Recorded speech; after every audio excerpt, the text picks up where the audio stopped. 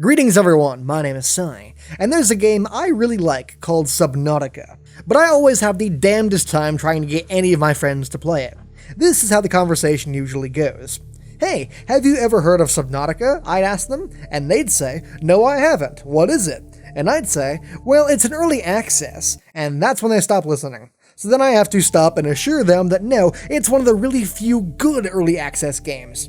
It's made by the guys who made Natural Selection 2, I say. And they go, oh, okay, and I continue. Ahem. So, it's an early access survival game, and that's when I stop listening again. You know, it's a real shame that Steam has now become the Mos Eisley of early access survival games, with hundreds of lazily made cheap DayZ and Ark ripoffs that litter the floor like empty Cheetos bags at a week-long LAN party. Because when a shining example of how things should be done comes along, it makes it all the harder for it to stand above the crowd. So, after strapping my used-to-be friend into a chair, Clockwork Orange style, I finish explaining to them that Subnautica is an early access survival game that's actually really good. The plot is that you were part of the crew of the Aurora, a deep space research ship that somehow suffers a catastrophic failure upon descent to a planet, and ends up crash landing in the middle of an alien ocean. So yeah, I really like Subnautica for a number of reasons. The first of which being that as soon as you dive into the water, you'll very rapidly notice that Subnautica is fucking pretty. And I really don't know why this caught me by surprise as much as it did.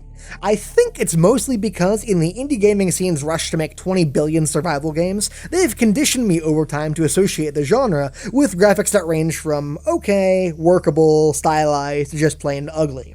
And the Aperture Science-esque / World of Tomorrow style of design makes a very appealing change from the usual weapons made of sticks and houses made out of twigs and leaves. And there are a ton of other little things that I love, but I think a lot of them can be summarized thusly. So there are currently 2 submarines in the game, one of which, the Seamoth, you'll get after a few hours, and the other, the Cyclops, that can take upwards of 5 to 7 hours to get. And once you have both of them, you can do this.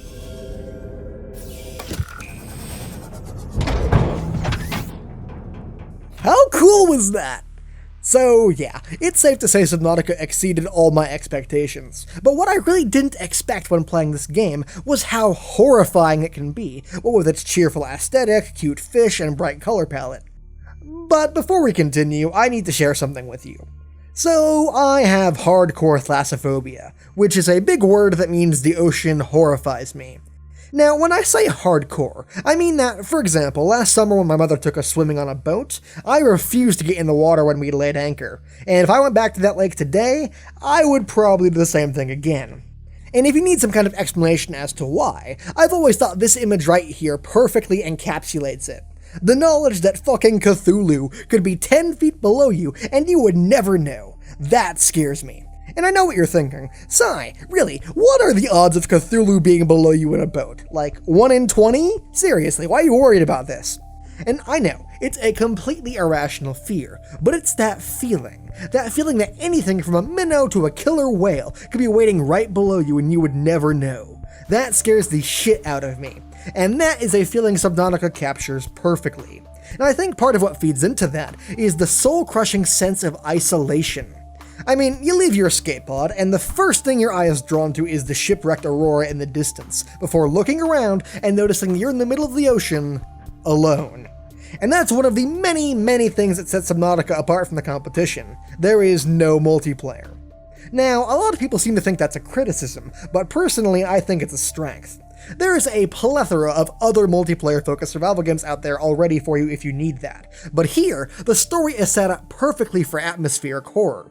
I mean, you're alone, light years away from the closest relatable human being. You have zero basis for what to expect or what could be down there, and the feeling of being alone in the middle of an alien ocean, or more specifically, of not being alone in the middle of an alien ocean can be terrifying.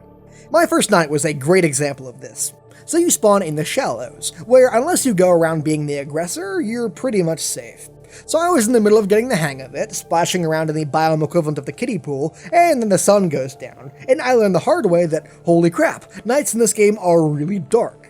Luckily, I had the, by the way, beautiful bioluminescent aquatic life helping me out with that issue, but I was amazed how fast all my liquid confidence drained when I couldn't see 5 feet in front of me anymore.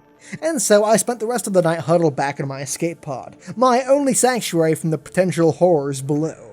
Another great example of this is when I was first exploring the grassy plateau biome, and had been so far doing a pretty good job fighting off the mini panic attacks when I saw sand sharks, until I noticed a shadow approaching from behind, and then I looked up and saw that. So, after promptly flipping my shit, I retreated to a safe distance until I could be sure it wasn't going to attack me. Fortunately, these things are called reefbacks, and are essentially the whales of this world. Big, slow, and thankfully not interested in the taste of human. But don't relax just yet, because there are things in this ocean that do fancy a taste of human meat. For example, this is a Reaper Leviathan, a name that seems like a double Mass Effect reference, but apparently isn't. It's currently the biggest fish in the game, and will insta-kill you if you swim too close to it without protection. But sigh, you might be thinking. So you're saying I could just be randomly swimming around, and one comes up underneath me and kills me? That sounds frustrating. Well, no, because whenever you get within a couple 100 feet of one, you'll start to hear it roar.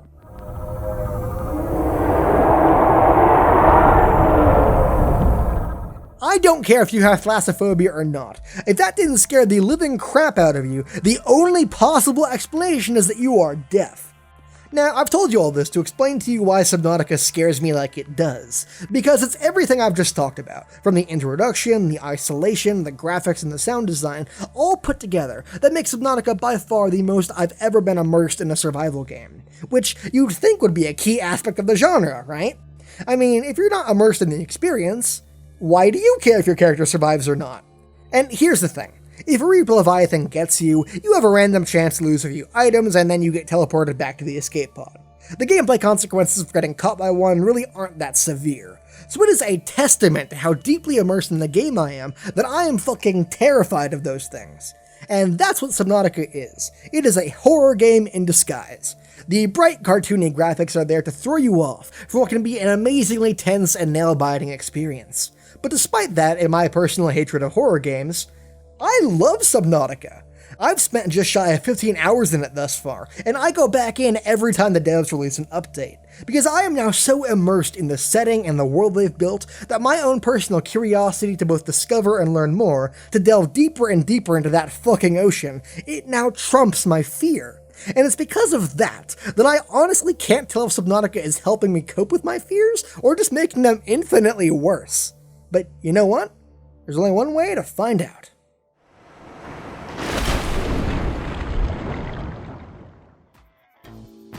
Special thanks to my Patreon patrons, Matt Flowers, Von Gola Sky, Isaiah Christo, Craig McClure, and Merrick Freeshow for helping support my endeavors.